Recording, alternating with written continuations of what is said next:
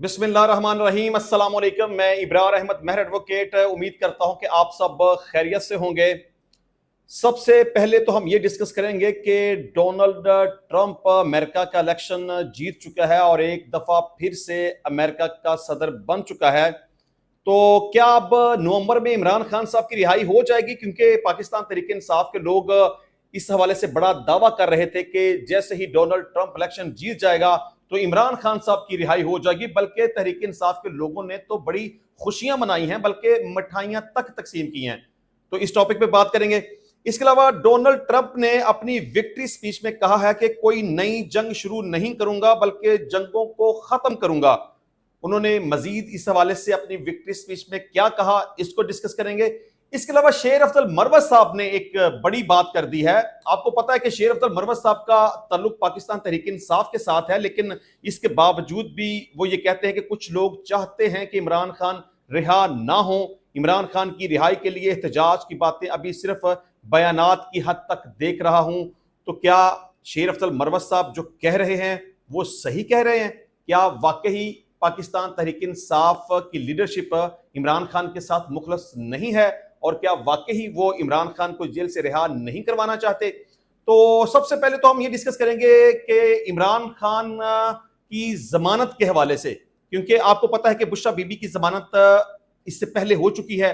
तोशाखाना 2 के अंदर, और इमरान खान की भी दरखास्त जमानत इस्लामाबाद हाई कोर्ट में तोशाखाना 2 में जमा करवाई गई थी, जो कि अब फिक्स हो चुकी है। और 12 नवंबर को जस्टिस मियां गुल हसन औरंगजेब साहब इमरान खान के केस की समाअत करेंगे। तो सबसे पहले तो डिस्कस करने वाली ये बात है कि क्या तोशाखाना 2 में इमरान खान साहब की जमानत मंजूर हो जाएगी कि नहीं होगी।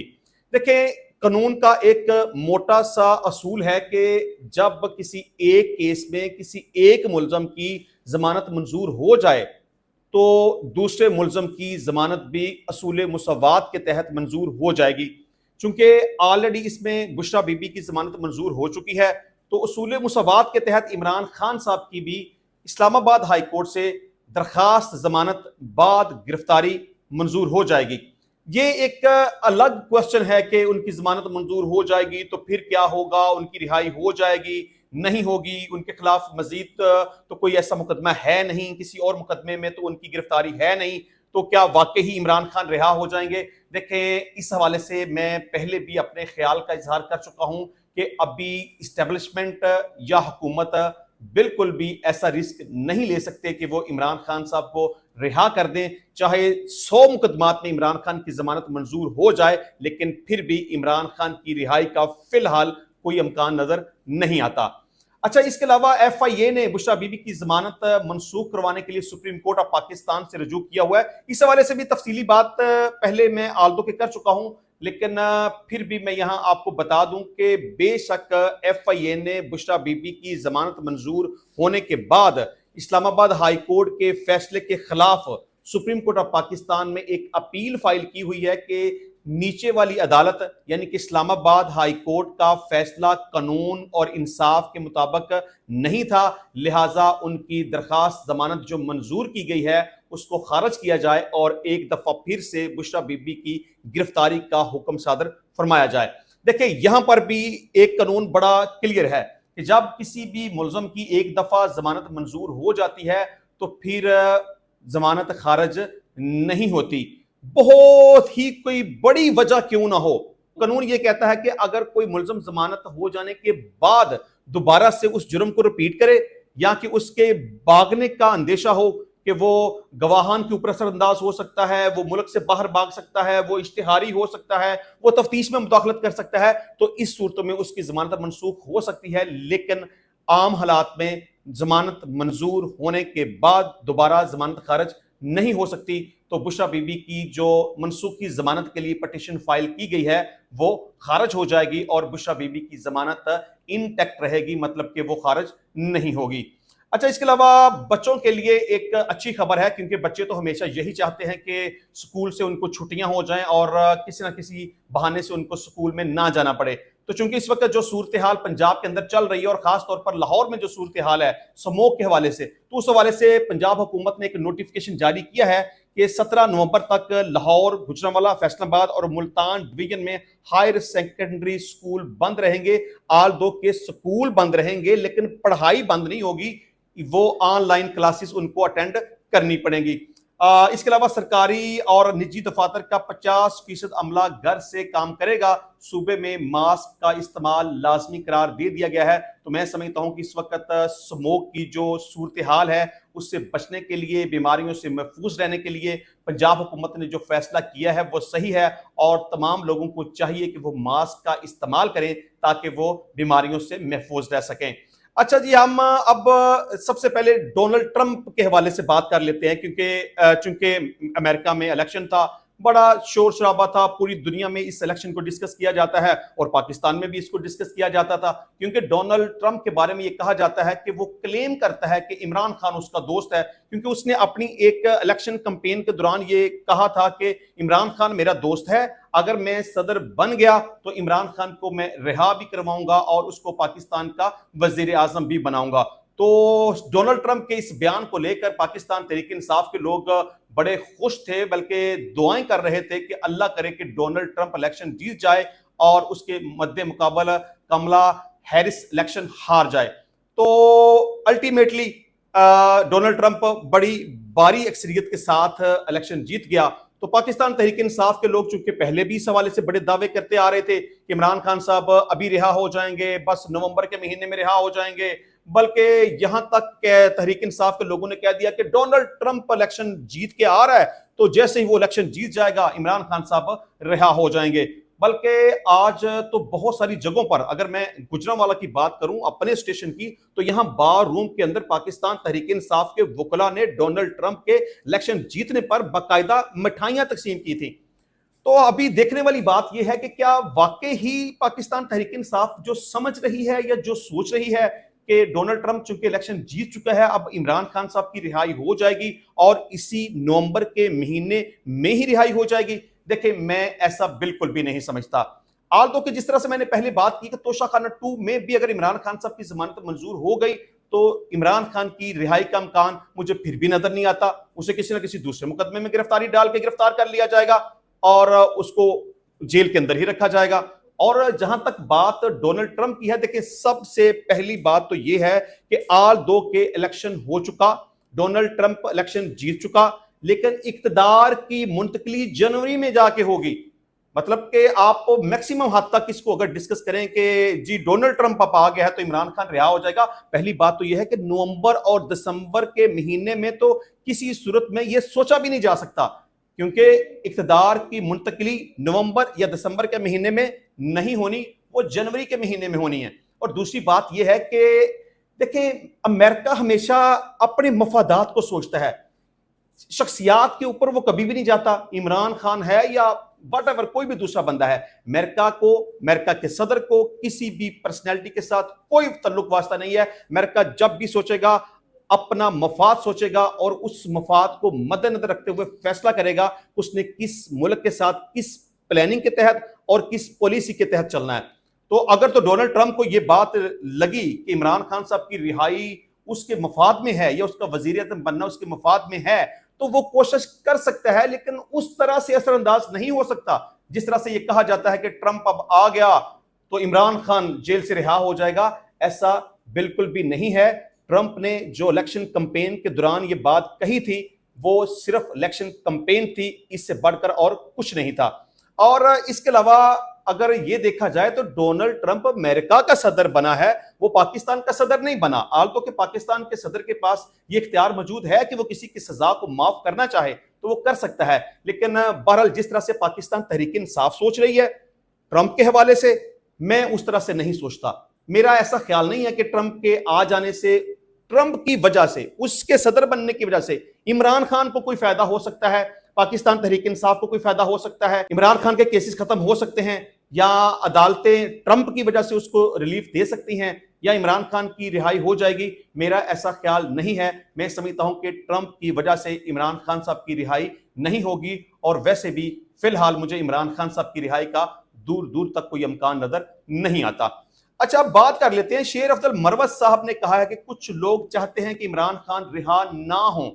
عمران خان کی رہائی کے لیے احتجاج کی باتیں ابھی صرف بیانات کی حد تک دیکھ رہا ہوں۔ شیر افضل مروت کی اس بات سے میں 100% اتفاق کرتا ہوں، کیونکہ جو بات وہ کہتے ہیں نا کہ کچھ لوگ چاہتے ہیں کہ عمران خان رہا نہ ہو، میں بھی یہی سمجھتا ہوں کہ پاکستان تحریک انصاف کے اندر بہت سارے ایسے لوگ ہیں جو کہ عمران خان کے نام کو لے کر اپنی پروموشن تو کر رہے ہیں، لیکن وہ کسی بھی صورت میں ایسا نہیں چاہتے کہ عمران خان رہا ہو، کیونکہ آج تک پاکستان تحریک انصاف نے عمران خان کی رہائی کے لیے کوئی بھی سیریس ایفرٹ نہیں کی۔ آپ مجھے بتا دیں کہ انہوں نے کوئی ایک بھی سیریس ایفرٹ کی ہو۔ یہ کہہ دینا کہ عمران خان کو رہا کروا دیں گے، اگر قانون کے مطابق 1-2 ہفتے تک اس کی رہائی نہ ہوئی تو ہم بڑی زبردست موو چلائیں گے، ہم اڈیالہ جیل کی طرف جائیں گے، ہم خود عمران خان کو رہا کروا لیں گے، ہم سر کے اوپر کفن باندھ لیں گے، ہم ڈی چوک میں پہنچ جائیں گے، ہم وہاں سے ہلیں گے نہیں، ہم پورے پاکستان کو بند کر دیں گے، وغیرہ وغیرہ۔ یہ صرف کہنے کی حد تک تو باتیں ٹھیک ہیں،